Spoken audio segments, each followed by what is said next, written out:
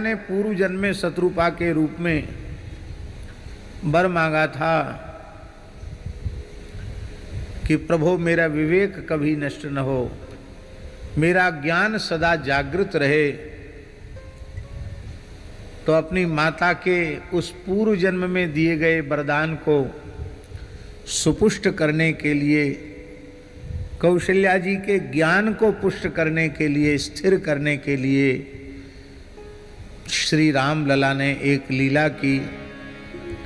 माता कौशल्या ने सुंदर श्रृंगार करके पालने में श्री राम लला को पौढ़ा दिया और स्नानादि करके रंगनाथ भगवान की पूजा करने चली गई। अब देखिए, यहाँ एक बात बहुत ध्यान देने की है। कौशल्या जी बारंबार स्नान करती हैं। क्यों स्नान करती हैं? क्योंकि भगवान रंगनाथ की सेवा में जाना है। रंगनाथ भगवान इक्ष्वाकु कुल के इष्ट देवता हैं। इक्ष्वाकु कुल दैवतम आप श्रवण कर चुके हैं कि जब ब्रह्मा जी ने सूर्यवंश के पुरोहित के रूप में वशिष्ठ जी को नियुक्त किया और वशिष्ठ जी अपने यजमान वैवस्वत मनु के साथ आए और कठोर तप किया, तो सृष्टि का आरंभ कहाँ से करना चाहिए, इसके लिए उन्हें सर्वोत्तम भूमि की आवश्यकता थी। तब भगवान की उपासना की। किसने? मनु जी ने और वशिष्ठ जी ने। तो भगवान ने प्रसन्न होकर अपनी त्रिपाद विभूति वैकुंठ को ही अयोध्या के रूप में धरती पर भेज दिया। या चक्रो परिराजते, श्री अयोध्या सुदर्शन चक्र के ऊपर विराजमान है। ये शेष मस्तक पर नहीं है। इसलिए अयोध्या में पैर रखते ही मनुष्य शंख चक्रांकित हो जाता है, भगवत पार्षद हो जाता है। चक्रांकित श्री अयोध्या जी की भूमि है, चक्र पर टिकी हुई श्री अयोध्या जी की भूमि है। वैकुंठ का जो महामणिमंडप है उसी का नाम श्री अयोध्या है। तो त्रिपाद विभूति वैकुंठ से ही अयोध्या का अवतरण हुआ। और जब अयोध्या प्रकट हो गई तो अयोध्यानाथ प्रकट होने चाहिए। तो भगवान नारायण ने अपना ही स्वरूप ब्रह्मा जी को प्रसन्न होकर के आत्मविग्रह जो क्षीर सिंधु से प्रकट हुआ था, रंगनाथ स्वरूप प्रणवाकार विमान में बैठे हुए भगवान रंगनाथ के स्वरूप को भगवान ने ब्रह्मा जी को प्रदान किया। तब सृष्टि नहीं बनी थी। लोग कहते हैं मूर्ति पूजा कब से है? हमारे ग्रंथों में तो लिखा है कि जब सृष्टि नहीं थी उसके पहले से मूर्ति पूजा है। मूर्ति पूजा पहले स्थापित हुई और सृष्टि की संरचना पीछे हुई। हमारे शास्त्रों में ऐसा लिखा है। इस धरती का सबसे पहला विग्रह है रंगनाथ स्वरूप। तो ब्रह्मा जी ने कहा कि भगवान आपने आज्ञा दी है कि तप करो और सृष्टि का विस्तार करो। तो आपकी आज्ञा तो शिरोधार्य है, लेकिन सृष्टि विस्तार का जो कार्य है वो रजोगुण का कार्य है। बहुत ध्यान दें, रजोगुण और तमोगुण ये दोनों ही बंधन कारक हैं। जितना छोटा रजोगुण होगा उतना छोटा बंधन होगा। रजोगुण जितना बढ़ता चला जाएगा व्यक्ति बंधता भी उतना ही अधिक चला जाएगा। हम लोग छोटे मोटे रजोगुण के कारण बंध जाते हैं। फिर ब्रह्मा जी ने तो ये पूरी सृष्टि बनाई। ये 14 लोक ब्रह्मा जी के बनाए हुए हैं, उनको तो और अधिक बंधन में होना चाहिए। पर इतनी विलक्षण सृष्टि का विस्तार करने के बाद भी ब्रह्मा जी बंधन में नहीं। भगवान ने ब्रह्मा जी को उपाय बताया कि तुम अपने रजोगुण को मेरी सेवा में, मेरी उपासना में समर्पित कर दो। मेरी उपासना में समर्पित किया गया रजोगुण बंधन कारक नहीं होता। एक बहुत ऊंची बात है। श्री वल्लभाचार्य महाप्रभु ने कहा, गृहम सर्वात्मना त्याज्यम। ग्रह माने प्रवृत्ति, घर, गृहस्थाश्रम, ये रजोगुण ही तो है, इसको त्याग दो। बोले ये तो संभव नहीं त्यागना। तो बोले कोई बात नहीं, सचेत त्यक्तुम न शक्यते। यदि आप उसको त्याग नहीं सकते हो तो मत त्यागो। कृष्णार्थम तत्प्रियुंजी तो कृष्णो नर्थस्य मोचका। उस रजोगुण को श्री कृष्ण के चरण कमल में अर्पित कर दो तो तुम्हारा रजोगुण तुम्हें बांधने वाला नहीं होगा। ध्यान में आई बात नहीं आई?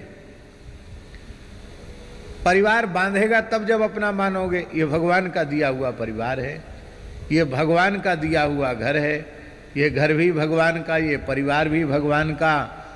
कोई नौकरी चाकरी दी है तो ये भी भगवान की, खेती दी है तो वो भी भगवान की, व्यवसाय व्यापार दिया है तो वो भी भगवान का, हम भी भगवान के, सब कुछ भगवान का है और सब कुछ भगवान की सेवा के लिए है। इस बात को जब अपने हृदय से स्वीकार कर लेंगे तो कोई भी रजोगुण तुम्हें बांधने वाला सिद्ध नहीं होगा। और जहां रजोगुण का संबंध सीधे अपने आप से जोड़ा, वहीं रजोगुण बांधना। रजोगुण और तमोगुण दोनों। ब्रह्मा जी तो रजोगुण का कार्य करते फिर भी बंधन में नहीं, और भगवान शिव तमोगुण का कार्य, संहार का कार्य तमोगुण का कार्य है, लेकिन शंकर जी भी बंधन में नहीं, ब्रह्मा जी भी बंधन में नहीं। कितनी विलक्षण बात है। भगवान का कार्य मान करके करो तो कोई बंधन नहीं है। फिर समता आ जाएगी व्यवहार में, हानि लाभ जय पराजय, इसमें समता आ जाएगी।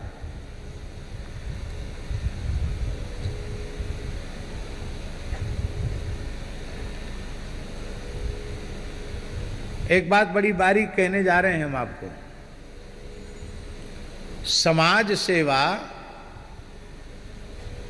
दीन दुखियों की सेवा, रोगियों की सेवा, गरीबों की सेवा,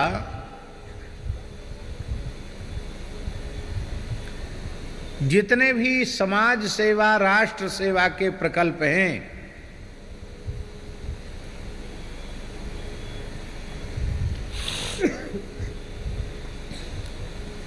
यदि उन्हें प्रवृत्ति मानकर स्वीकार किया गया है तो आप उस प्रवृत्ति में बंध जाएंगे, अवश्य बिना बंधे रह नहीं सकेंगे।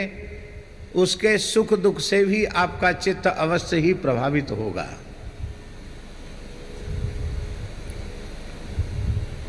किंतु हम राष्ट्र को ही श्री राम का स्वरूप मान लें। महाजन जी, हम श्री राष्ट्र को ही देव मान लें, राष्ट्र देवो भव, राष्ट्र को ही श्री राम जी का स्वरूप मान लें, भगवत रूप मान लें, और भीतर से पक्का निश्चय कर लें कि हम जो कुछ कर रहे हैं ये प्रत्यक्ष भगवान की सेवा है। तो हम आपसे सत्य कहते हैं, आप चाहे जितना निरंतर प्रवृत्ति में लगे रहिए, यदि आप हृदय से ये स्वीकार करते हैं कि हम व्यक्ति वस्तु की सेवा न करके हम इस सेवा के रूप में सबके सेव्य साक्षात श्री राम जी की सेवा कर रहे हैं और हमारे जीवन की प्रत्येक क्रिया भगवान की प्रसन्नता के लिए है और अंत में श्री सीता रामचंद्रार्पणमस्तु भगवान को समर्पित है। ये भाव यदि आप अपने मन में ले आते हैं तो आप अहर्निश प्रवृत्ति में लगे रहिए, आपकी प्रवृत्ति ही आपकी निवृत्ति बन जाएगी, आपको संसार चक्र से छुड़ा देने वाली हो जाएगी। प्रवृत्ति बुरी नहीं है, प्रवृत्ति का संबंध अपने से जोड़ना बुरा है। रघुवीर मंदिर में जो भी प्रवृत्ति है वो किससे जुड़ी हुई है? रघुवीर मंदिर की प्रवृत्ति श्री रघुवीर मंदिर बिहारिणी बिहारी जी से जुड़ी हुई है और उनके ही अनुग्रह विग्रह सद्गुरुदेव अनंत श्री संपन्न प्रातस्मरणीय श्री स्वामी रणछोड़दास जी महाराज से जुड़ी हुई है। हम क्या हैं उसमें? हम कुछ नहीं हैं उसमें। हमें भगवान ने, सद्गुरुदेव ने कृपा करके एक छोटे से सेवक के रूप में स्वीकार किया है। ये हमारा सौभाग्य है। कागज में कुछ तो लिखना पड़ेगा कि नहीं कि ये अध्यक्ष हैं, ये उपाध्यक्ष हैं, ये मंत्री हैं, ये सचिव हैं, ये सदस्य हैं, ये व्यवस्थापक हैं, ये प्रबंधक हैं। कागज का पेट तो भरना पड़ेगा, वो तो भरा जाएगा, वो ठीक है, उसकी मर्यादा भी अपने स्थान पर रहेगी। किंतु यदि उस पद का अहंकार अपने मन में आ गया और मैं कर रहा हूँ, मेरे द्वारा हो रहा है, तो वो प्रवृत्ति आपको बांधने वाली हो जाएगी। फिर उसके गुण दोष से आप प्रभावित होंगे।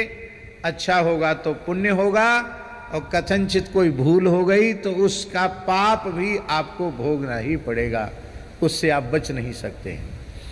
किंतु निष्काम भाव से आप स्वीकार कर लें कि ये प्रवृत्ति हमारी नहीं है, ये भगवान की है और भगवान ने हमें इस प्रवृत्ति में निमित्त बनाया है। सद्गुरु भगवान के वाक्य में क्या लिखा है कि प्रभु पर भरोसा करो, तुम निमित्त मात्र हो। क्या है? भगवान पर भरोसा करो, तुम वे ही सब कराएंगे, तुम निमित्त मात्र हो। ये सूत्र जो है वो प्रवृत्ति को निवृत्ति बनाने वाला सूत्र है। हमारे जीवन की संपूर्ण प्रवृत्ति निवृत्ति बन जाएगी। घर तो आपने बहुत बढ़िया से बढ़िया बनाया, पर ये मान लो कि ये घर हमने अपने ठाकुर जी के लिए बनाया है, ये घर भगवान का घर है और ये परिवार भगवान का परिवार है। यहाँ आने वाले सब भगवान के भक्त हैं। तो आप घर में रहने के बाद आपको वृंदावन के बिहारी जी के मंदिर में रहने का पुण्य मिल जाएगा। आपको घर का काम करने पर श्री कनक बिहारी जी के मंदिर की सेवा का सौभाग्य का पुण्य प्राप्त हो जाएगा। प्रवृत्ति को भगवान को अर्पित करना, प्रवृत्ति बांधने वाली नहीं है।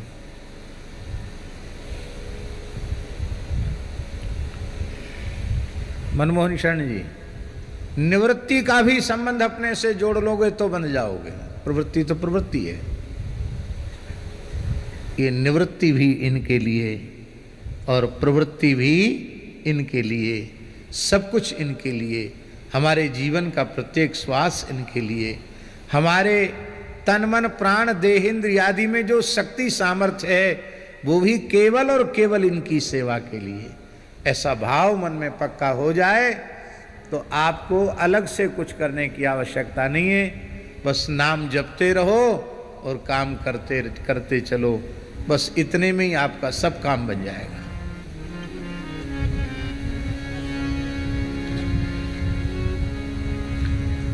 तो ब्रह्मा जी ने कहा, महाराज रजोगुण का कार्य है सृष्टि रचना करना, कहीं फंस गया, आपको भूल गया तो भगवान ने कहा मेरी सेवा पूजा करो, प्रवृत्ति को मेरे चरणों में अर्पित कर दो, फिर बंधन नहीं होगा।